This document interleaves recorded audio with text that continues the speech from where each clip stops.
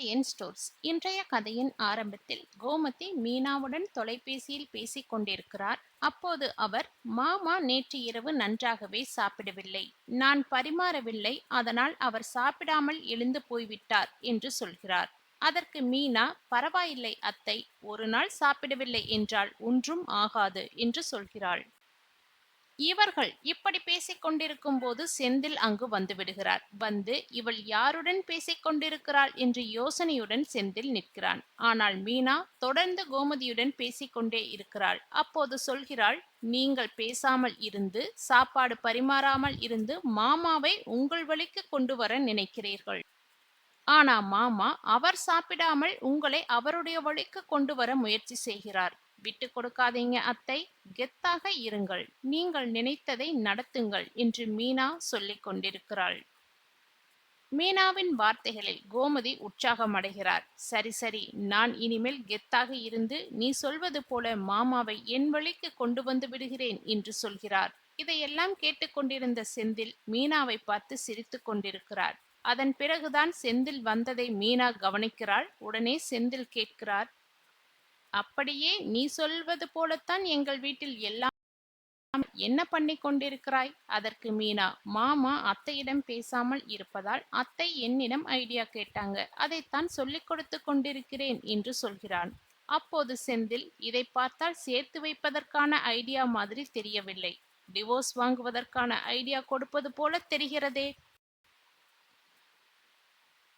அதாவது நீ என்னிடம் செய்ததை அப்படியே என் அம்மாவுக்கு சொல்லிக் கொடுக்கிறாயா என்று கேட்கிறார். மீனா ஆமாம் என்று சொல்கிறாள். அதற்கு செந்தில், என் அப்பா ஒன்றும் செந்தில் இல்லை, அவர் இதற்கெல்லாம் மசியவே மாட்டார். எது எப்படியோ அம்மாவை விட்டு அப்பா போகாமல் இருந்தால் போதும் என்று சொல்கிறார். இதற்கிடையில் அரசி வெளியில் நின்று படித்துக் கொண்டிருக்கிறார். அப்போது குமார் வந்து அரசியிடம் பேச முயற்சி செய்கிறார். ஆனால் ராஜி வந்து அரசியை உள்ளே அழைத்து சென்று விடுகிறாள். அதை பார்த்த குமார் அப்படியே மண்டியின் மீது உட்கார்ந்து அழத் தொடங்குகிறார். இதை கண்ட அப்பத்தா, என்னடா குமார், ஏன் அழுகிறாய் என்று கேட்கிறார். அதற்கு குமார், இப்போ கூட அரசியை கல்யாணம் பண்ணிக்கொள்ள ஒரு வாய்ப்பு கிடைத்தால் நான் அவளை என் உள்ளங்கையில் வைத்து ராணியாக வாழ வைப்பேன். கையில் கிடைத்த வைரத்தை இழந்துவிட்டேன் அப்பத்தா என்று வருந்துகிறார். இந்த நேரத்தில் சரவணன் அஞ்சலியுடன் பேசிக் கொண்டிருக்கிறார். அதே நேரத்தில் தங்கமயில் சரவணனுக்கு போன் பண்ணுகிறார். ஆனால் சரவணின் நம்பர் பிஸியாகவே வருகிறது. இந்த நேரத்தில் யாருடன் பேசிக் கொண்டிருக்கிறார் என்று தங்கமயில் குழப்பம் அடைகிறாள். ராஜி, சரவணன், அரசி மூவருக்கும் காஃபி கொடுத்துவிட்டு கோமதி சொல்கிறார், உங்க மாமா இப்போது வருவார், அவருக்கு யாரும் காஃபி கொடுக்க கூடாது, அவர் என்னிடம் கேட்டுவிடட்டும் என்று சொல்லிவிடுகிறார். யாராவது கொடுத்தீங்கன்னா அவ்வளவுதான் என்று இவர்களை மிரட்டி வைக்கிறார். அதன் பின் பாண்டியன் வருகிறார். அனைவரும் காஃபி குடித்துக் கொண்டிருக்கின்றனர். ஆனால் கோமதி பாண்டியனை கண்டு கொள்ளவே இல்லை. பாண்டியனை கோமதியை அழைக்க முயற்சிக்கிறார்.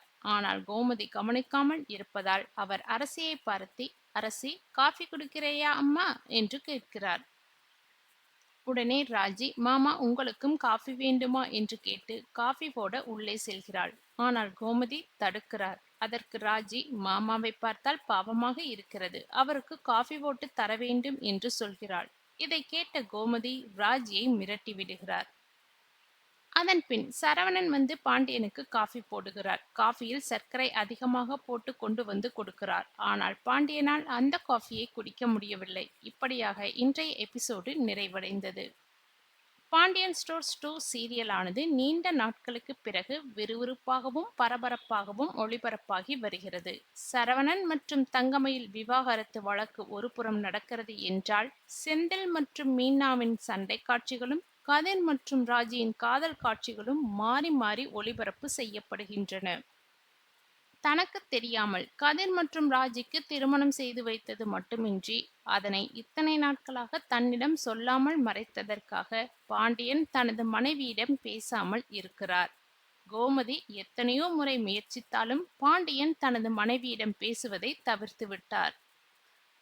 மீனா, கோமதி மற்றும் பாண்டியன் ஆகியோரது காட்சிகள் இடம்பெற்றுள்ளன. முதலில், உங்க மாமா சரியாக சாப்பிட்டு ரொம்ப நாள் ஆகிவிட்டது என்று கோமதி மீனாவிடம் கூறுகிறார். அதற்கு மீனாவோ, அவரை எப்படி உங்களுக்கு அருகில் வரவைப்பது என்று நீங்கள் இன்னும் கற்றுக்கொள்ளவே இல்லை என்று கூறி அட்வைஸ் பண்ணுகிறார்.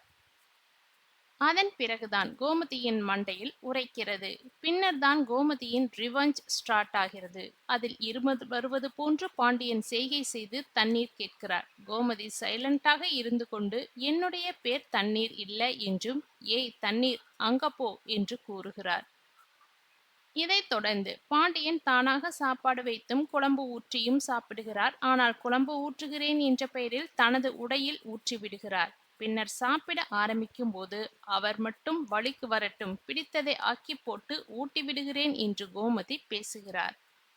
மேலும் வேலைக்கு சென்ற தங்கமயிலின் காட்சிகள், மீனா மற்றும் செந்திலின் சண்டை காட்சிகள், சரவணன் மற்றும் அஞ்சலியின் நட்பு, பல காட்சிகள் இடம்பெறும் என்று எதிர்பார்க்கப்படுகிறது.